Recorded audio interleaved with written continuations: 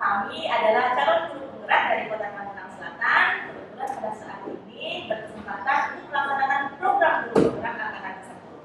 Saya Dani Oktaviani, kemudian rekan saya Lisa, Winda, Insya Allah pada siang hari ini kami akan melakukan diskusi atau diseminasi mengenai budaya positif di sekolah selama 1 jam. Sebelum kita memulai acara ini, mari kita sama-sama buka dengan mengucap basmalah. Bismillahirrahmanirrahim. Mohon izin kepada pimpinan untuk memberikan arahan terlebih dahulu kepada Pak Dirman. Disilakan.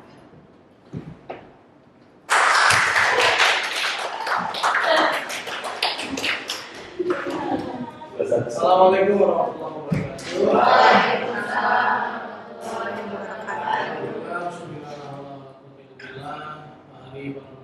CGP, Bisnemi, Bisa dan Winda, serta guru-guru yang saya hormati dan banggakan.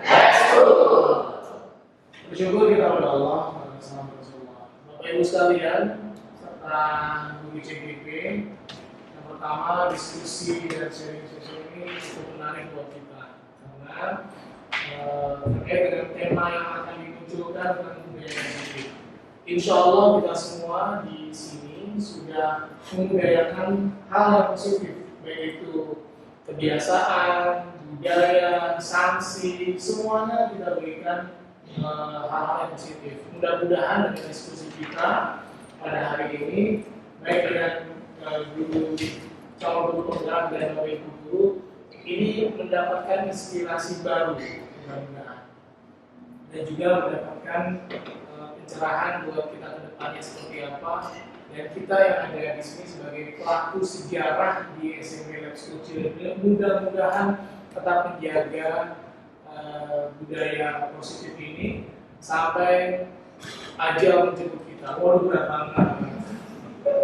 Mudah-mudahan semuanya mudah dan dilancarkan. Terima kasih CGP, Bisnemi, Indonesia dan Winda. Semoga diskusi kita menarik dan juga peran Bapak Ibu sekalian yang hadir kami harapkan bisa aktif ya.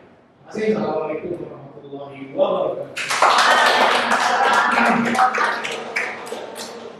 Terima kasih kepada Pak Yudhoyoman atas sambutannya menjelang sesi session dengan calon guru penggerak pada siang hari.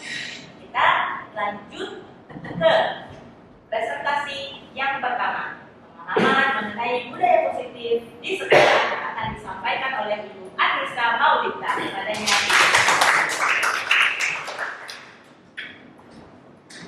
Terima kasih Bapak Pimpinan. Assalamualaikum warahmatullahi wabarakatuh. Waalaikumsalam. Baik, terima kasih banyak Bapak Ibu yang sudah berkenan hadir dalam acara sharing session bersama dengan kami calon guru penggerak Banten angkatan ke-10. Saya di sini berdiri bangga betul melihat Bapak Ibu yang bisa meluangkan waktunya untuk berbagi bersama. Sebelum kita mulai, saya punya saya nggak ada pantun. Saya minta Bapak dan Ibu untuk berdiri terlebih dahulu, boleh? Boleh.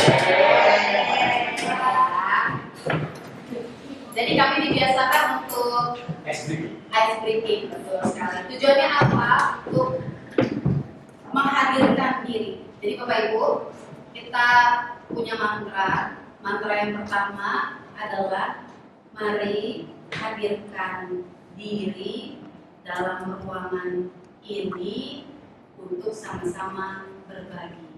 Dapat dipahami? Ya. Mantranya, mari hadirkan diri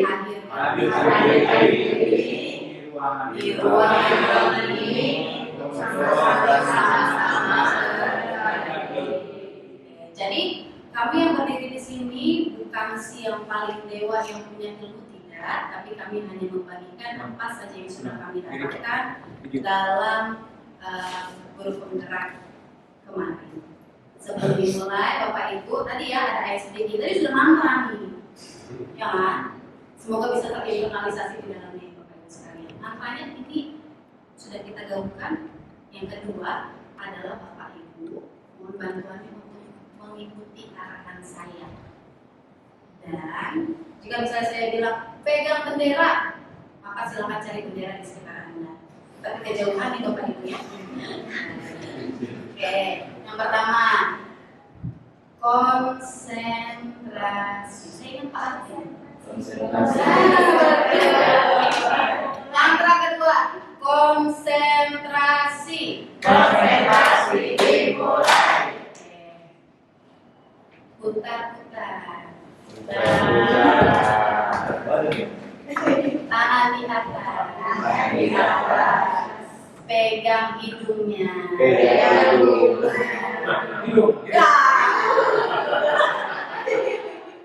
lagi. Tangan di atas. Dua-duanya.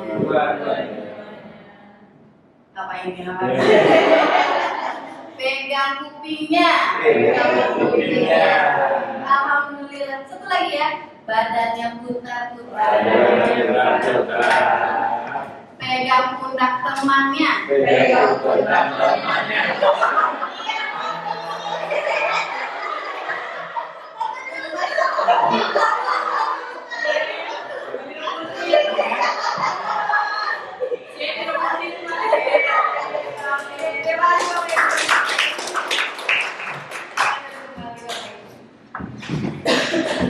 Tadi sudah baca mantra, sudah ice breaking. Sekarang saya punya kesepakatan kelas untuk mulai hari. Jadi di acara sharing session siang hari ini kami minta Bapak Ibu untuk satu hadirkan diri di dalam ruangan ini. Yang kedua silahkan aktif bertanya ataupun menanggapi, karena di sini tidak ada salah dan benar Bapak Ibu. Kita hanya mencoba untuk mencari kebenaran dan kebaikan untuk kita dan juga sekolah. Dapat dipahami Bapak Ibu? Siap. Cakap. Kita mulai ya. Budaya yang positif. Jadi sebelum kita masuk ke dalam materi, saya minta Bapak Ibu untuk coba di mana tangannya. Tangan. Nah, tangan-tangannya. Perintahnya adalah Bapak dan Ibu akan bersama dengan teman sebelahnya. Berarti kalau coba saya cek ya, misalnya dengan Bu Winda, saya dengan Bu Winda, Bu Winda dengan Bu Nandira.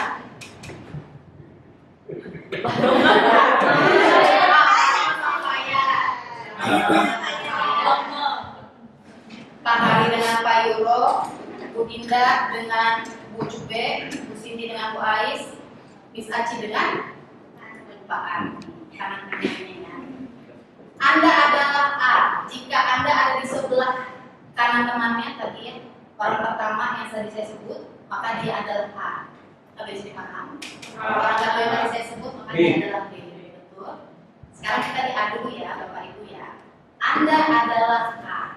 Tugas Anda adalah mengepalkan tangan paling kanan. Coba Anda bayangkan bahwa Anda menyimpan sesuatu yang sangat berharga. Kira-kira apa yang berharga ya Bapak Ibu ya di tangan Bapak Ibu?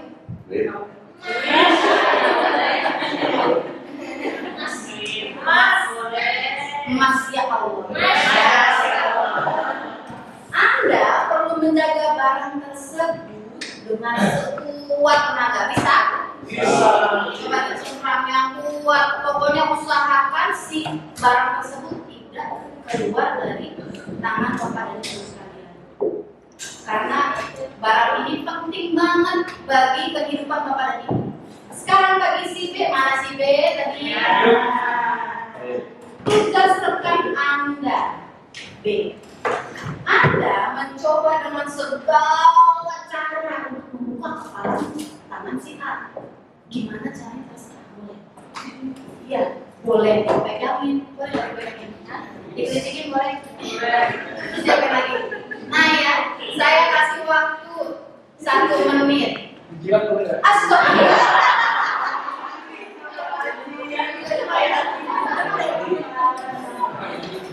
Saya kasih waktu 1 menit untuk mencoba praktik ya, Bapak Ibu ya.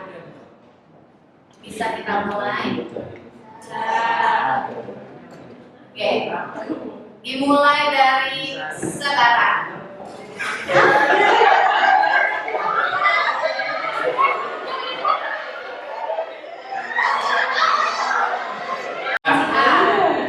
Sebelah kanan dulu, sebelah kiri kanan. Karena berarti kita nanya Bu Nisa. Saya tanya siapa yang sudah berhasil membuka tangan si A, berarti saya nanya ke B.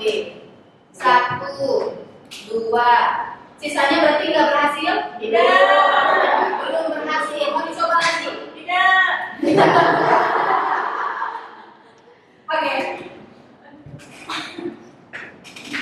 Bapak Ibu, ternyata tadi setelah kita coba buka, ternyata 30 detik, saya jadi sebenarnya lama banget. Nah, Bapak Ibu coba sekarang didiskusikan bersama dengan rekannya. Bandingkan jawaban Anda, apakah berbeda atau sama?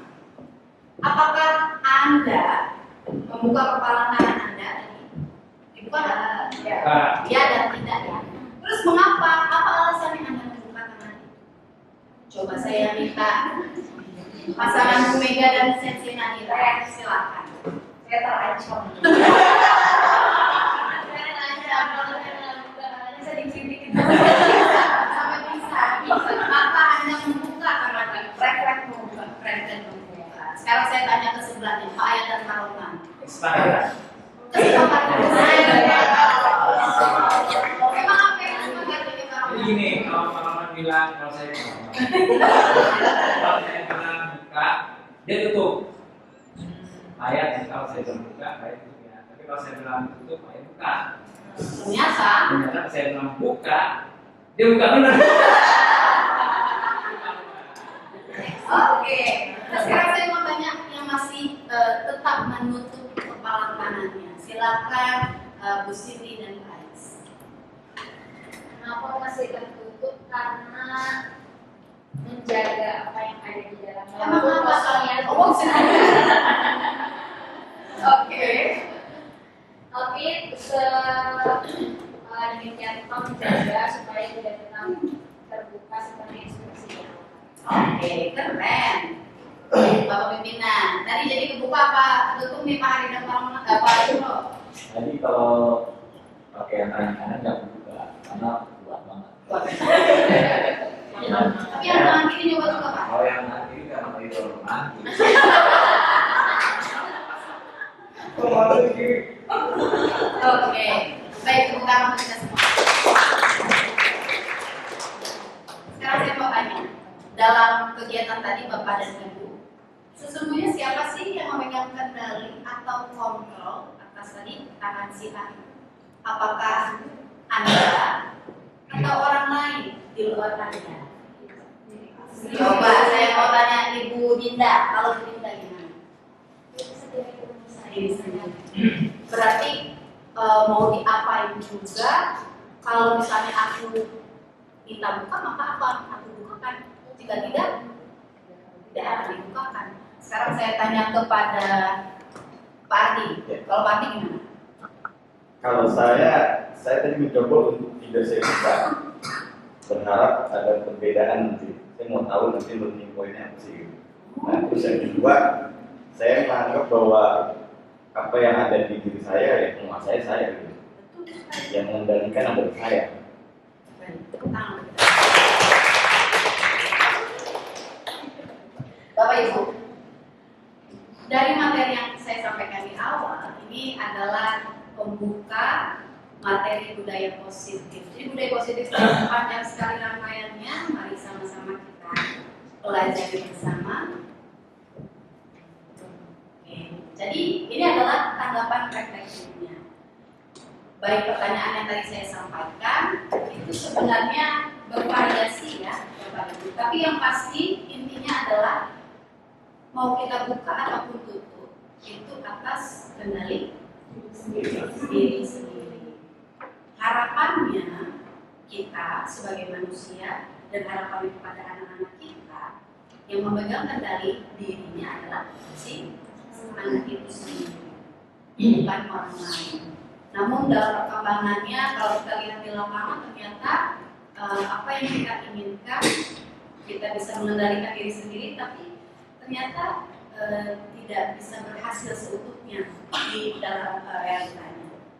Jadi mulai dari sekarang kita coba untuk pusatkan kontrol di dalam diri kita bahwa apapun yang terjadi dengan kita itu atas dasar kontrol yang kita miliki. Silakan belajar. Nah, kalau tadi kita sudah berhasil mengontrol tangan, mau itu buka ataupun mau itu ditutup atas dasar kemauan diri sendiri ataupun atas dasar dorongan orang lain, ternyata ini seiring dengan apa yang disampaikan oleh Dr. William Jason tentang teori kontrol. Ada 4 hal dan ini sangat meneliti menurut saya. Yang pertama, ilusi guru mengontrol murid. Ini adalah sebuah ilusi yang masih kita jalani bahkan sampai hari ini, di mana guru itu punya kewajiban untuk mengontrol muridnya. Guru itu harus membuat muridnya menatap matanya, mendengar semua perkataannya, dan itu apa yang diharapkan oleh sang guru. Betulkah begitu, Bapak Ibu? Yang kedua, ilusi. Kalau ilusi berarti itu kan sama-sama ya, terlihatnya nyata, tidak nyata. Nah ini ternyata, kenapa tadi saya katakan ini cukup menggelitik, karena ini terjadi sama keseharian kita. Yang kedua, penguatan positif dan efektif itu bermanfaat. Tapi dalam realitanya Bapak Ibu, ketika kita memberikan penguatan positif, kita ternyata tidak mengajarkan anak untuk bisa mengontrol dirinya sendiri. Makanya kalau sekarang itu yang sering terdengar ada toxic positivity. Omongannya positif, tapi isinya toxic. Yang ketiga, bahwa kritik membuat orang merasa bersalah dan dapat menguatkan karakter. Kadang saya suka ngomong sama forum atau anak-anak, silakan berikan kritik yang membangun kepada Bu Lisa, tapi ternyata itu adalah sebuah kebiasaan yang kurang tepat. Karena ternyata bisa bukannya membangun, tapi melainkan membuat karakternya justru. Yang keempat, ilusi yang paling sering terjadi di sekolah, Bapak Ibu, terhadap saya sendiri, yaitu orang dewasa punya hak untuk memaksa. Boleh nggak sih Bapak Ibu, orang dewasa itu memaksakan kehendaknya, atau kita sebagai guru, sebagai orang dewasa di dalam kelas untuk memaksakan hak kita, untuk memaksakan kehendak kita? Tidak boleh. Kenapa ya nggak boleh sih? Karena nanti anak punya kreativitas untuk membuat diri sendiri. Tepuk tangan, sensei.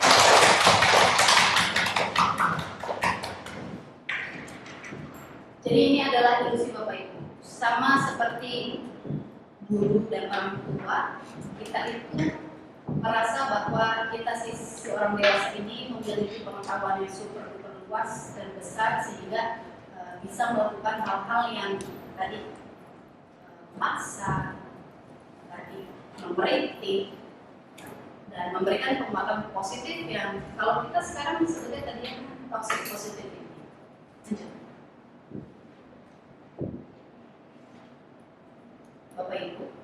kita sedang belajar menjadi yang lebih baik. Karena tadi judulnya adalah budaya positif, kita mencoba mereduksi hal-hal negatif dan menggantikannya dengan hal yang positif. Ini adalah teori stimulus respon kepada pendekatan teori kontrol. Coba kita lihat ada dua kolom yang berbeda, Bapak Ibu. Di sini yang harus kita sadari dan sepakati bersama bahwa setiap orang itu berbeda. Bukan cuma sukunya, rasnya, kemampuan finansialnya, kemampuan otaknya, kemampuan fisiknya berbeda. Maka kalau di Lab School itu kita dikirim untuk bisa menyajikan pembelajaran yang berdiversitas. Karena betul setiap anak itu unik, setiap anak itu berbeda. Nah, dari teori kontrol ini kita harus melihat sesuatu dari kacamata yang lebih luas dan lebih besar lagi. Selanjutnya bisa dibacakan Ibu Nikita poin kedua. Untuk stimulus respon, semua orang melihat hal yang sama, sedangkan teori kontrolnya setiap orang memiliki gambaran berbeda.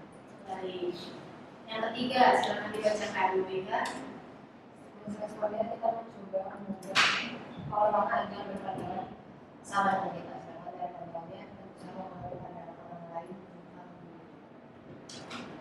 Sering banget ya kita begitu di kelas. Sering nggak sih Bapak Ibu? Selanjutnya, bisa Ci, silakan bisa Ci. stimulus responnya perilaku guru dilihat sebagai suatu kesalahan, sedangkan teori kontrolnya semua perilaku memiliki tujuan.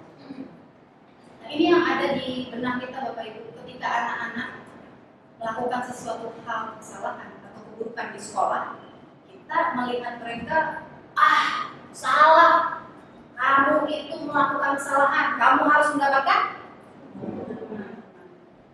Nah di sini Bapak Ibu, karena kita mau mencoba merubah paradigma yang ada, ketika kita melihat kesalahan, kita harus tahu ya tujuan mereka membuat kesalahan apa sih sebenarnya. Apakah ternyata misalnya si Mawar melakukan perusakan di kelas, ternyata tujuannya karena dia ingin diperhatikan sama wali kelas, bisa jadi ya. Selanjutnya, silakan dibacakan Pak Iro.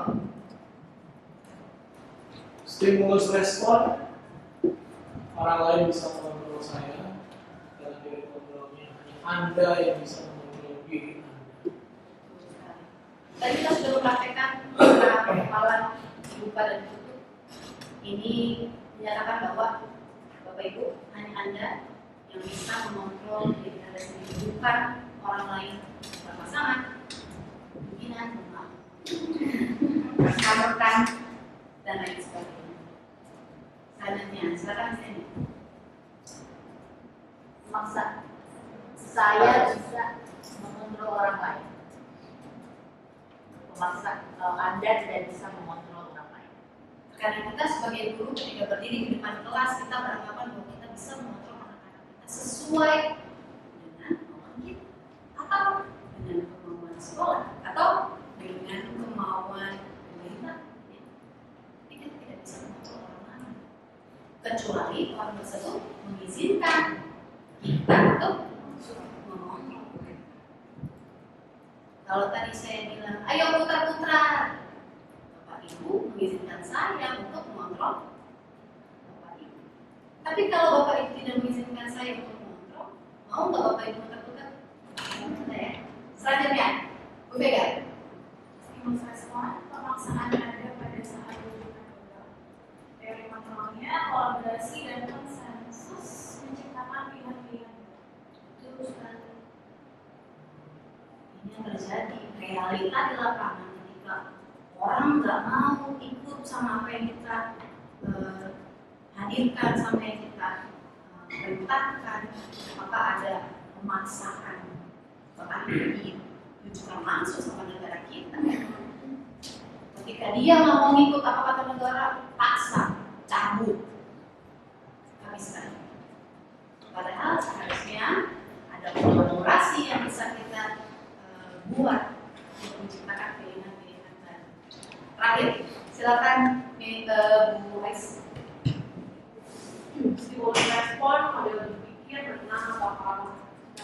teori kontrol, model berpikir, menang. Ini yang terjadi di sekolah kita, bapak-bapak pimpinan, realitanya seperti ini. Terkadang bukan hanya anak-anak, bahkan kita sebagai wali kelas, sebagai guru pun masih memiliki anggapan menang, kalah.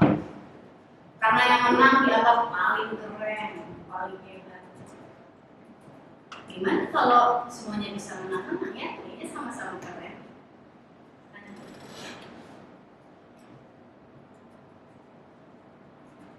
Nah sekarang saya ingin Bapak dan Ibu membaca terlebih dahulu apa yang ada di layar.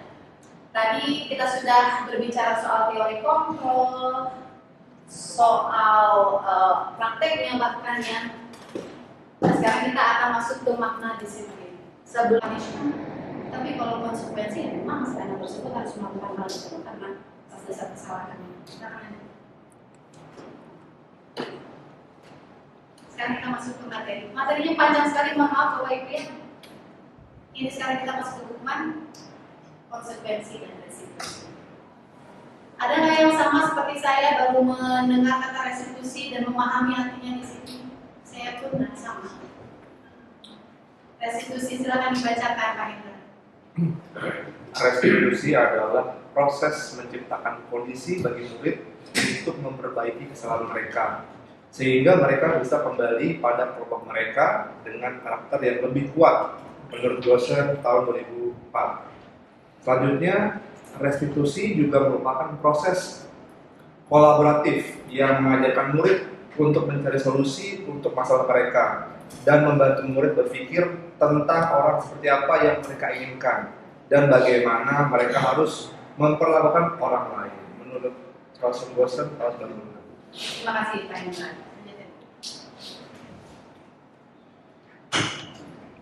Panjang ya, nggak kelihatan lagi. Ya, saya bandingkan ya Bapak Ibu ya. Tapi intinya adalah Bapak Ibu, ketika kita sudah memahami hukuman, konsekuensi dan restitusi, kita sama-sama mengganti cara berpikir kita, cara memperlakukan kita ke anak-anak, bahwasanya jika si anak tersebut melakukan suatu hal, misalnya kesalahan, maka alangkah baiknya kita melakukan tadi restitusi. Dia harus tahu dia itu salah, dia harus punya solusi untuk menjawab kesalahan tersebut dan lain sebagainya. Contohnya, kalau hukuman, nah ini ya Bapak Ibu ya, biasanya kita gitu. Peraturannya adalah kamu itu harus A, B, C, D, E. Kalau konsekuensi, apa peraturannya? Kita tanya, oh peraturannya rambut nggak boleh gondrong. Dia sudah tahu ya. Mau nggak sih kamu melakukannya potong rambut? Oh mau. Tapi kalau hukuman, pokoknya sini, oh aduh jangan kamu jadi kalau konsekuensi kita tanyakan. Sedangkan kalau restitusi ini sedikit berbeda dan tidak menggunakan pola-pola yang lama yang kita dapatkan di sekolah ya ternyata ya.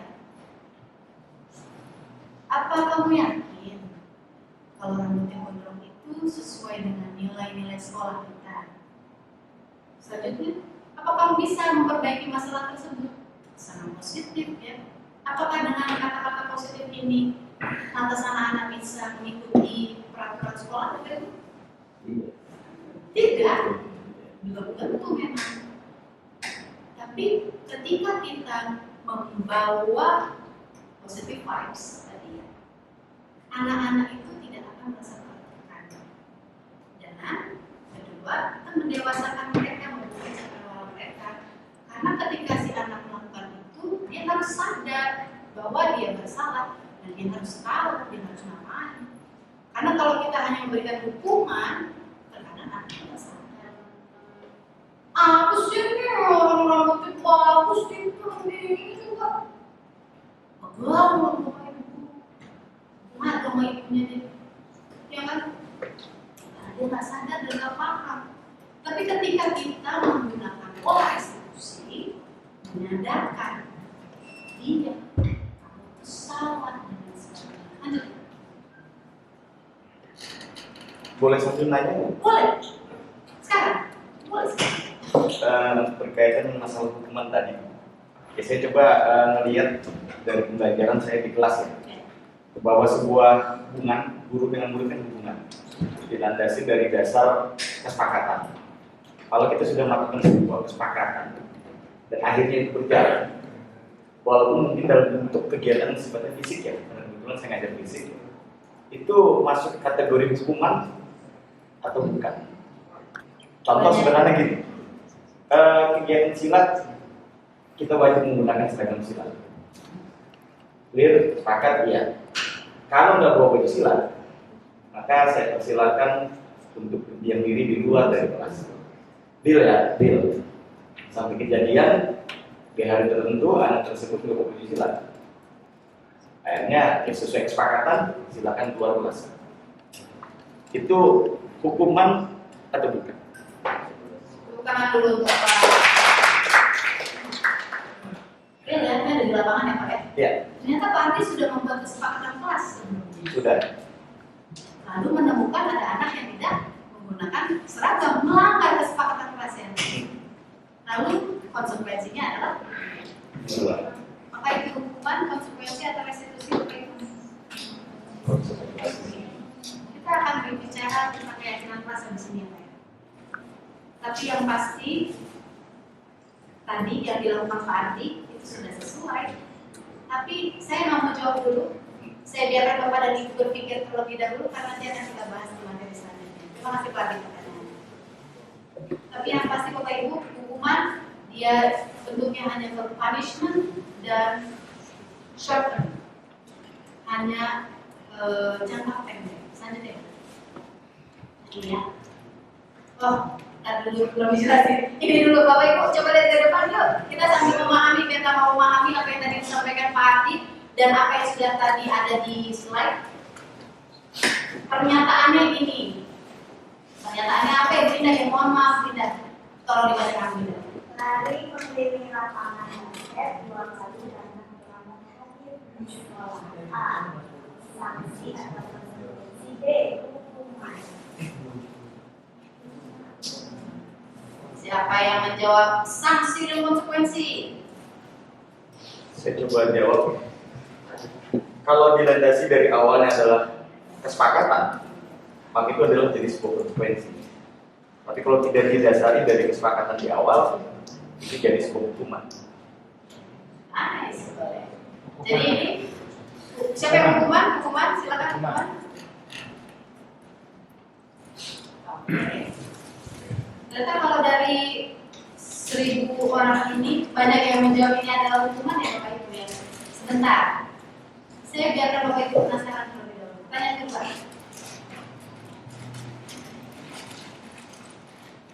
Kita tolong dibacakan kepada dunia. Membersihkan coretan yang dibuatnya di meja tulis. A. Sanksi atau konsekuensi. B. Hukuman. Oke, kalau pertanyaan kedua Bapak Ibu, siapa yang setuju kalau ini sanksi atau konsekuensi? Siapa yang setuju kalau ini hukuman? Kalimatnya bisa sambil bisa sanksi, konsekuensi atau hukuman. Karena membersihkan coretan yang dibuat di meja, ya kan? Ini pasti kalimat yang bisa berubah, bisa hukuman. Kamu kalau membuat coretan, kamu hukum untuk membersihkan coretan. Tapi dia sebagai sanksi konsekuensi kalau kamu membuat coretan, kamu membersihkan sendiri. Jadi ada kalimat yang mengakui. Oke, baik, terima kasih Pak. Boleh Bu di lagi Bu. Dari pernyataan yang pertama, kalau ini maka kita sepakati jawabannya adalah Sanksi. hukuman. Kenapa hukuman? Ketika si anak telat Bapak Ibu, seringkali kita memberikan treatment seperti itu. Treatment yang tidak menyadarkan anak-anak. Loh kok akan telat, kenapa punishment disuruh lagi? Anakku rambutnya gondrong, kenapa aku harus ngepel misalnya gitu. Nah, ketika kita memberikan hukuman, anak jadi tidak sadar salahnya dia di mana. Lanjut Bu. Tapi di yang kedua ini, maka kita sepakati bahwa ini adalah kita tadi ya, seperti yang saya sampaikan, ketika saya menumpahkan kopi maka saya harus melakukan konsekuensinya. Tapi kalau misalnya saya numpahin kopi lalu saya injak-injak, terus saya nyuruh Fajar injak-injak tolong boleh ya? Sabar Bapak Ibu. Next.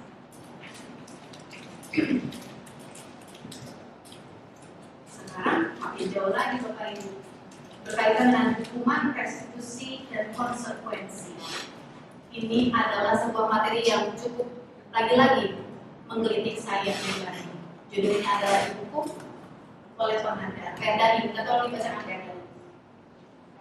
Gak kelihatan kayak tadi. Kita dihukum oleh penghargaan. Saat kita berulang kali menjadikan hadiah kepada anak agar berperilaku tanggung jawab, atau kepada seorang murid agar mempelajari sesuatu yang baru, atau kepada seorang karyawan agar melakukan pekerjaan yang berkualitas, kita sedang berasumsi mereka tidak dapat melakukannya, atau mereka tidak akan memilih untuk melakukan al-fiqhar. Bapak Ibu, ternyata kalau misalnya di kelas, ayo yang dapat nilai 100 Bu Nisa traktir bakso. Nah, setahun saya lakuin begitu terus-terusan. Kira-kira anak-anak akan termotivasi dapat nilai 100 nggak? Motivasi lah. Termotivasinya untuk dapat bakso. Sekarang saya lagi nih. Pokoknya kalau Bu Nisa udah masuk kelas, tidak ada yang boleh masuk kelas. Apa yang namanya? Hukumannya adalah kamu harus membersihkan toilet kalau terlambat sesuai dengan bisa. Kira-kira anak tersebut nggak setelah masuk kelas Bu Nisa gara-gara apa ya, Bapak Ibu? Nah, jadi Bapak Ibu, ternyata yang kita anggap benar belum tentu baik. Yang kita anggap baik belum tentu.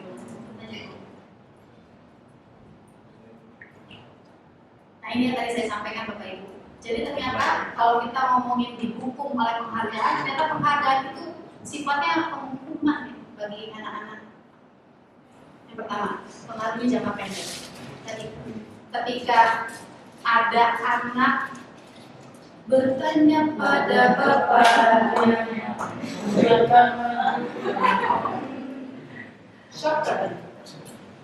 ketika kita berikan punishment, kamu telat, kamu lari lapangan, maka dia hanya si jangka pendek ya. Oh iya, pokoknya aku telat, aku betul. Atau ketika kita berikan dia bakso, yang fokus utamanya dia hanya jangka pendek, pokoknya yang penting aku dapat nilai 100 biar aku dapat bakso, bukan jangka panjang. Padahal tuh kita di sekolah ini mau mengajarkan apa ya Bapak Ibu? Bukan hanya nilai yang ada di rapor yang mau bisa tunjukkan, tapi kepada bukan akhlak, karakter, dengan nanti menyiapkan anak-anak bisa memiliki wawasan yang luas sehingga dia bisa compete dengan orang-orang di luar sana. Yang kedua, penghargaan itu efektif Bapak Ibu. Karena tadi kita kembali lagi apa yang disampaikan oleh Alfikon ya, justru kalau ada repetisi orang-orang jadi nggak tertantang melakukan hal tersebut. Atau bahkan, ntar yang cepet kan dia lagi. Gak usah lo ngapain ngelakuin itu, ngapain aja, ntar juga selesai, ntar juga bingung.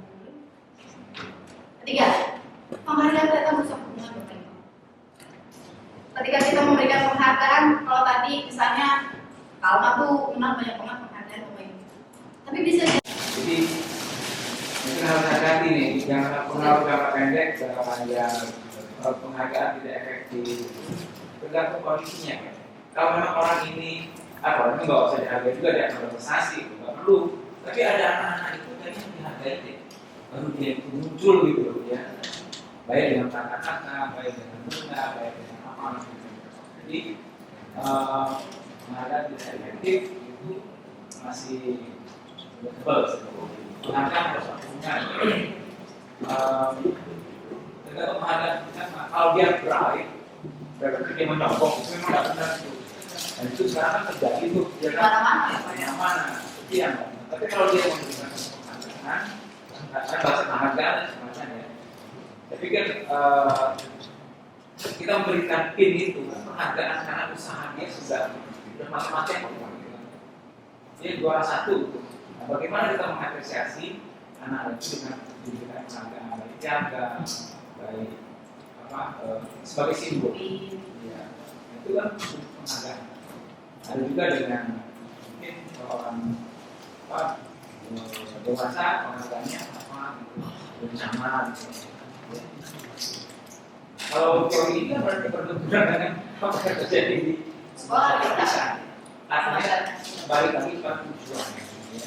Tujuan kita itu bagaimana supaya ini kita bisa terus berprestasi, membuat aturan tadi tentang konsekuensi kita buat kalau kamu mencapai hadir terus selama sekian tahun dengan bekerja, artinya penghargaannya ini apa misalnya emas 5 tahun ini. Tapi itu bukan tujuan dia. Ya. Ini memang salah satu bentuk dari sebuah lembaga, perusahaan atau siapa atau guru gitu ya. Supaya apa? Dia berterima kasih dia sudah bekerja belajar sungguh-sungguh kok. Gitu, ya. Nah kalau dia ada penghargaan, apa tuh bodoh pinter apa CGP, bodoh pinter sama ada malah itu tadi gitu. Ya, itu nggak tahu. Para saya itu karena di dalam juga itu ada ajron adima. Jadi orang-orang sekolah universitas itu kalau kamu minggu 1 di bawah kamu 10, itu kan sebenarnya penghargaan. Ya. Kalau kamu sholat sendiri itu hanya 1, tapi ketika kamu sholat di masjid berjamaah itu 27 derajat, itu kan penghargaan. Ya. Gitu. Baik, terima kasih kawan-kawan sudah menonton. Ini sama seperti yang tadi ya, ilusi. Jadi betul-betul bertabrakan betul dengan apa yang sudah kita pahami. Bahkan kalau di dalam agama betul ya, di dalam agama aja diajarin kalau kamu berbuat baik, nanti ganjarannya adalah surga. Penghargaan bukan jelas penghargaan. Dan bukan cuma di agama Islam, tapi juga di agama lain juga begitu. Jadi ini memang sangat tadi ya bertabrakan dengan keyakinan kita. Dan Bapak dan Ibu sekalian, maksud jadi hukum dari penghargaan ini sebenarnya kita mau mengarah ke satu hal, yaitu tentang motivasi. Karena kita menerapkan budaya positif, tujuannya adalah biar anak-anak itu gak hanya ngomongin soal materi aja. Kalau aku ngelakuin ini dapat nilai yang besar. Kalau aku diem di kelas, status yang besar. Materi. Bagaimana caranya kita bisa merubah itu? Sulit memang Bapak Ibu dan tidak sesuai dengan apa yang kita yakini. Tapi insya Allah bisa. Ketika motivasi dalam dirinya sudah timbul, nanti semuanya akan berjalan dengan lancar insya Allah. Nanti akan dibahas oleh rekan-rekan saya di sini sebelah di kiri Bapak Ibu. Silakan Bapak Ibu. Bu Indah silakan. Nanti kita lanjutkan diskusinya. Keren banget. Nah ini ya Bapak Ibu. Jadi ini adalah tindakan yang biasa kita lakukan sebagai seorang guru. Ketika murid melakukan kesalahan, coba saya mau tanya sama Bapak Ibu. Ketika murid Bapak Ibu melakukan kesalahan, apakah Bapak Ibu bilang, kamu sih salah, salahnya nih, gara-gara kamu, teman-teman kamu jadi demotivasi. Kayak gitu, Pak. Ya Allah.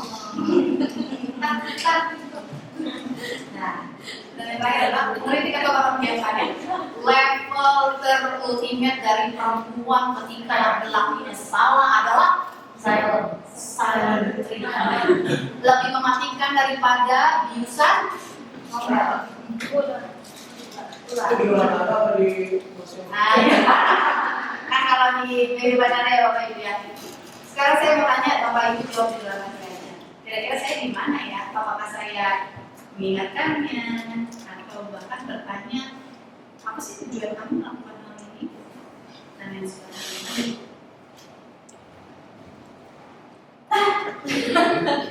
Ternyata sudah habis. Bapak Ibu tenang, akan disampaikan lagi oleh rekan-rekan saya tadi yang belum terjawab, Pak Ardi, Pak Roman, kenapa kita harus melakukan itu? Baik hukuman, konsekuensi, restitusi akan dipaparkan nanti ketika nanti kita pas di akhir kita akan ketemu. Tepuk tangan dulu.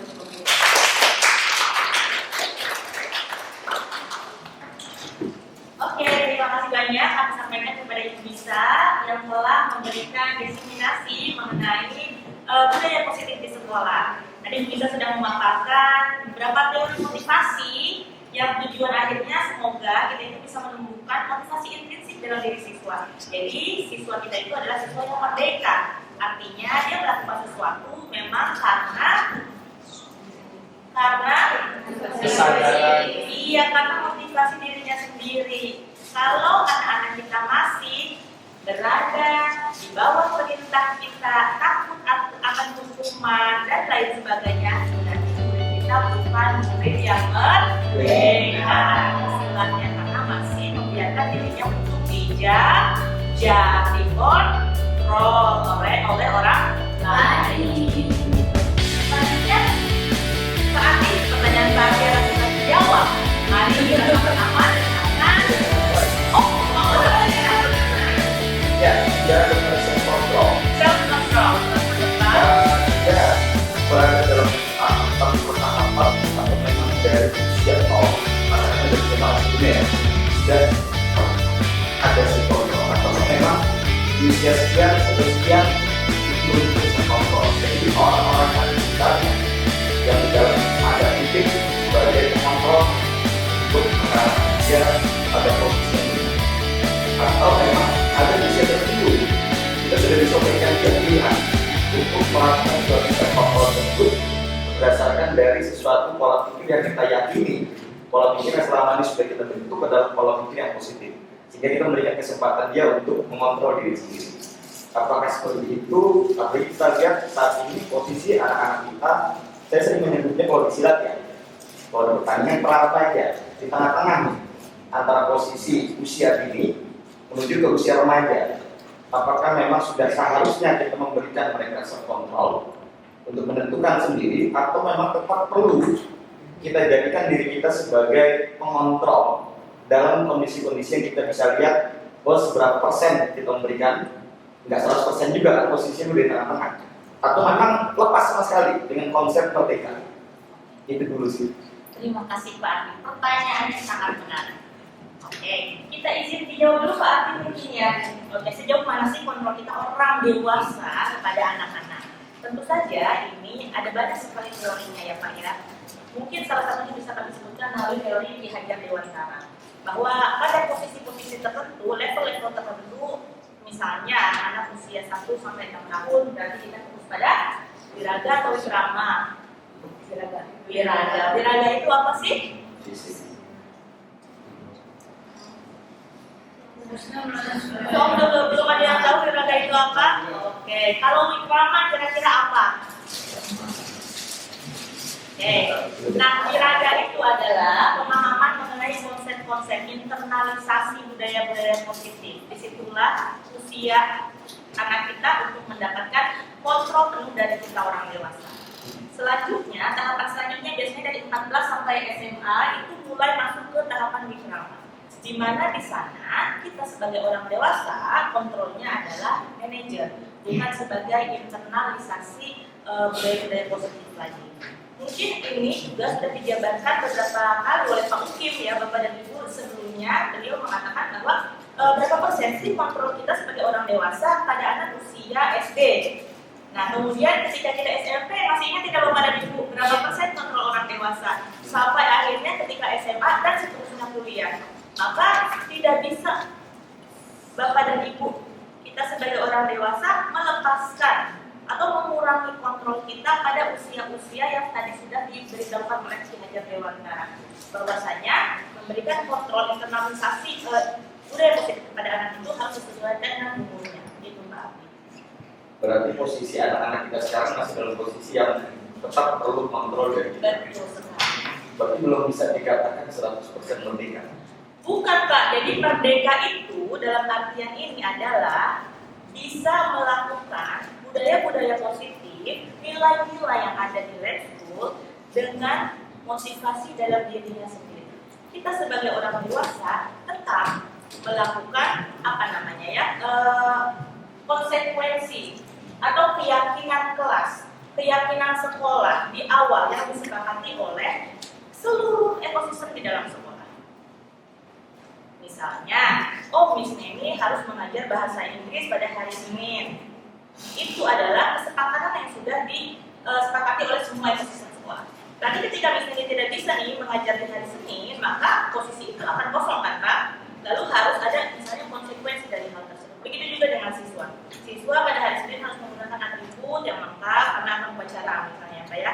Lalu ketika tidak melakukan itu, tidak menggunakan atribut yang lengkap, berarti si siswa itu kan tadi sudah melakukan keyakinan sekolah. Apa berarti hari Senin itu harus misalnya berpakaian rapi dan atribut yang lengkap.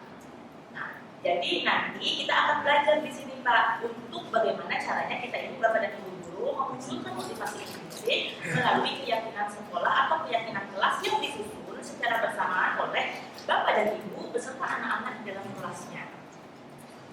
Sehingga nanti, ada tugasnya, saya tugas sebagai guru berarti apa? Kalau kamu siswanya sebagai berarti tugasnya apa? Berdasarkan keyakinan yang sudah dibuat di awal pertemuan. Tambahan ini, tambahan ya. Silakan Pak. Jadi yang sampaikan Pak Andi itu cukup tepat. Tapi betul memang ada pembedaan antara merdeka dengan bebas. Merdeka itu harus dengan nilai-nilai. Kalau bebas tanpa nilai itu akan berbahaya. Artinya merdeka itu jangan dilepas begitu aja. Tapi ada nilai-nilai yang terkandung di dalamnya. Termasuk juga bebas kita biarkan mereka berekspresi dengan segala macamnya. Bebas tanpa nilai itu akan sengsara. Merdeka harus dengan nilai agar mereka terarah. Artinya Bapak Ibu sekalian, memang semua hal terkait dengan kurikulum kita, kurikulum merdeka dan sebelumnya itu memang kajiannya panjang dan kajiannya masih harus integral gitu ya. Kalau kita ambil teori satu, itu kadang nggak tinggal matching gitu. Harus teori itu bervariasi.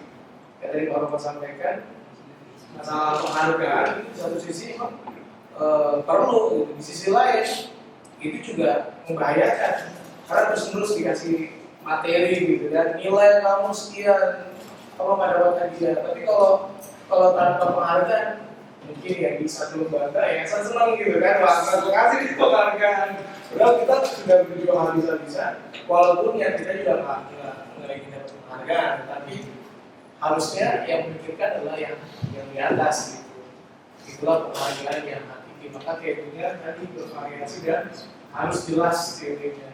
Tidak teori cuma satu kita ambil dan itu pasti akan bertabrakan dengan hal-hal yang lainnya. Jadi memang diskusinya bisa panjang. Kalau masalah tadi ya masalah apresiasi penghargaan, masalah apalagi self control, disiplin, merdeka, bebas itu banyak sekali. Tapi ini sih kita sudah paham, tinggal kita fokus ke itu. Terima kasih Pak Yuwo insight-nya. Betul sekali. Jadi sama-sama kita artikan merdeka itu bukan berarti membebaskan peserta didik kita untuk melakukan segala hal. Kalau seperti itu berarti apa tujuan sebuah institusi pendidikan? Merdeka itu sebetulnya hanyalah sebuah di sini singkatan ya. M-nya itu adalah mulai dari diri. E-nya adalah elaborasi. R-nya apa kira-kira? Resusitasi. Restitusi. Inspirasi. Ya, merdeka itu adalah sebuah tahapan belajar. Itu banyak sekali teorinya. Tentu saja kita kan di dunia pendidikan sudah belajar misalnya project based learning, ya kan, scientific approach, benar nggak, dan lain sebagainya. Merdeka ini adalah salah satu teorinya yang digunakan dari Indonesia, gitu. Sehingga tahapan kita belajar itu atau mengajar bisa dimulai dari huruf yang berbunyi, mulai dari diri sendiri. Gitu. Kemudian kayaknya elaborasi, pemahaman, kemudian R-nya dan seterusnya sampai ke aksi nyata. Seperti itu. Oke, Bapak dan Ibu, kita jalankan yang kedua tentang keyakinan kelas ya. Oleh Ibu Winda, silakan Ibu Winda.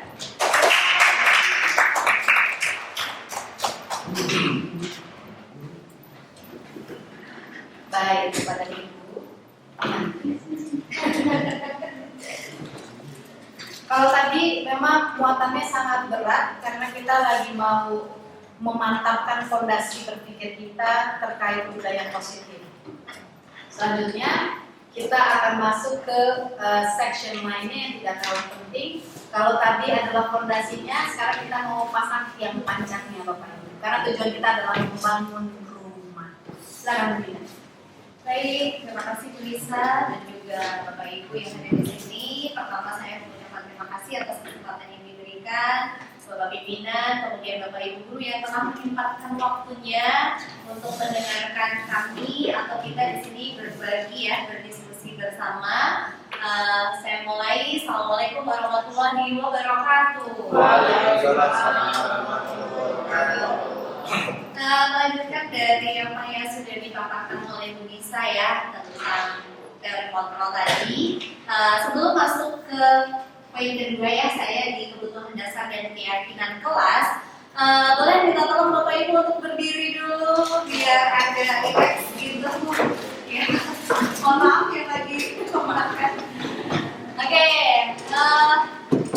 kita meregangkan ini ya badan kita dulu sebelum masuk ke teori selanjutnya, karena seperti yang disampaikan oleh teman-teman tadi bahwa ini lumayan agak panjang gitu.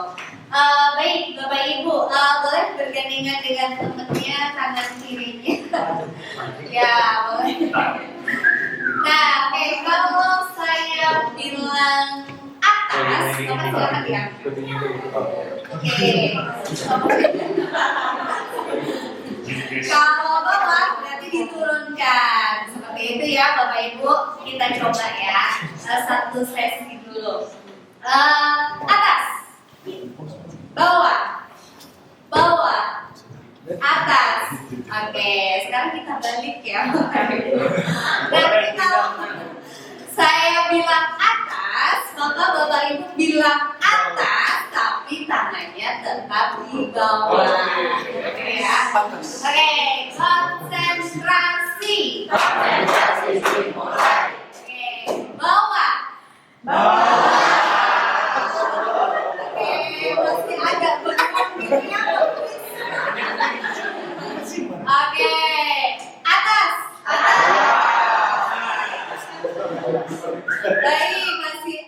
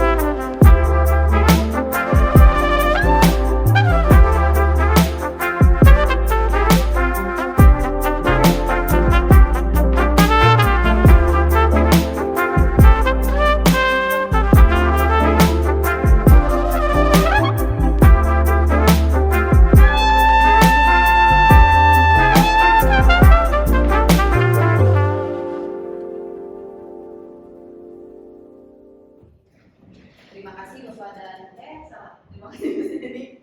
Bapak Ibu, coba dibuka dulu handphonenya. Jadi sesi kita cukup panjang, Bapak Ibu, seperti kuliah 55 SKS yang ditempuh dalam 1 tahun lebih ya. Bapak Ibu, linknya sudah saya bagikan di dalam grup. Sekarang grup yang ada Bapak harinya. Sudah. Cakep. Bapak Ibu silakan mengisi pertanyaan-pertanyaan yang sudah kami berikan. Pertanyaannya tidak banyak, hanya ada 5 pertanyaan. Yang pertama adalah bagaimana perasaan Bapak dan Ibu setelah mengikuti sharing session bersama dengan kami, Bu Binda, Miss Nendi, dan Bu Anissa.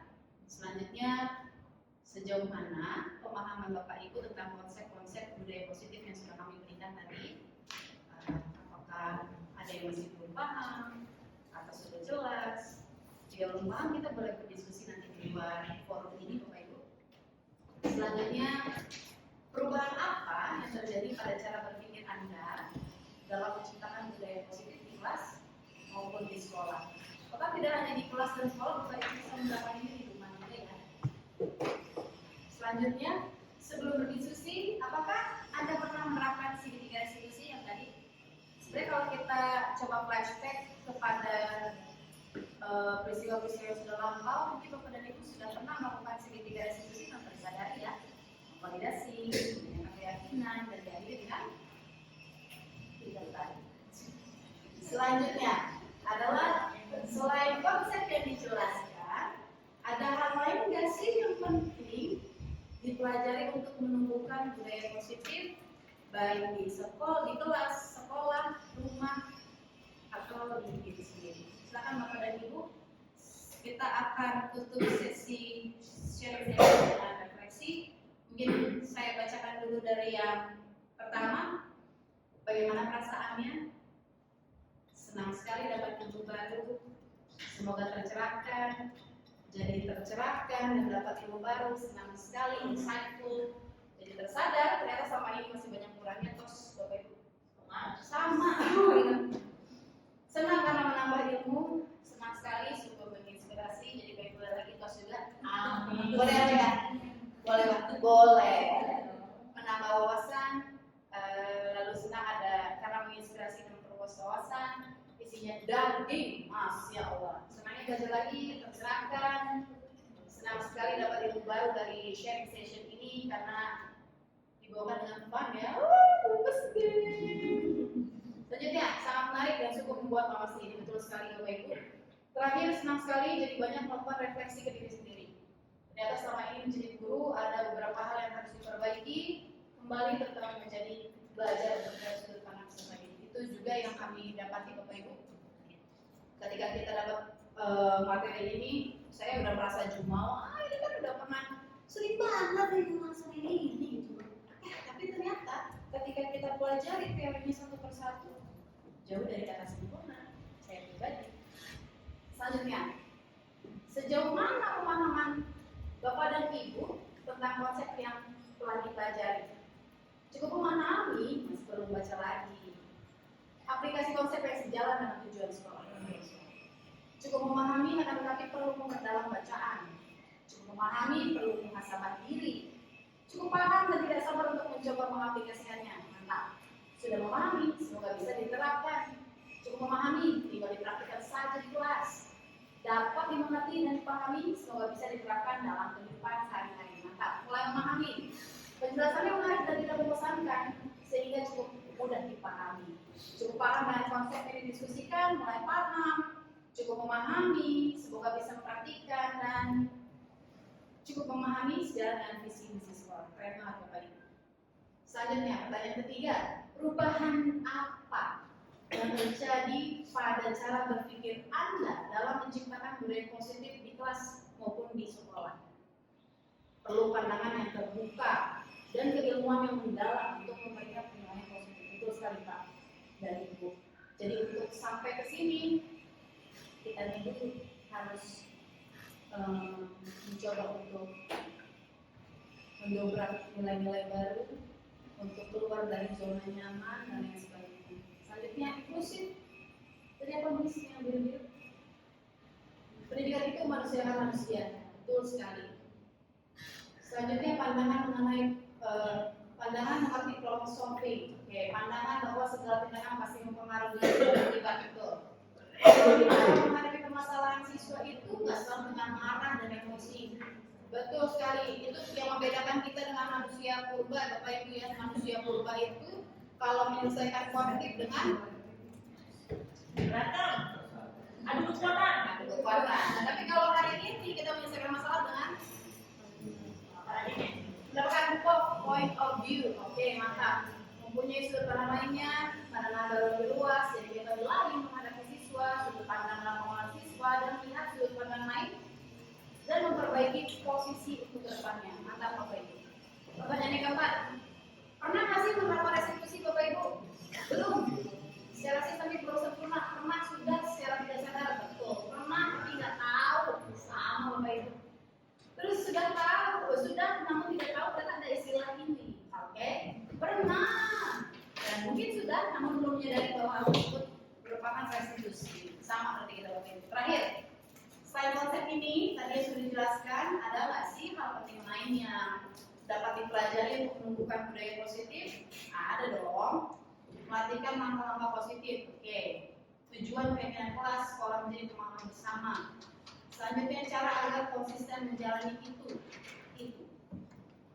membuat dan meyakini keyakinan yang diyakini bersama secara bersama-sama, toleransi, melatih budaya positif, bekerjasama dengan sivitas akademika labs dan menerapkannya, belajar disiplin dan pembiasaan yang konsisten. Tepuk tangan. Mungkin itu saja yang bisa memberikan. Mohon maaf jika ada banyak kesalahan dan kekurangan dari kami bertiga. Semoga sharing session ini dapat bermanfaat tidak hanya bagi kita, juga bagi Bapak dan Ibu sekalian.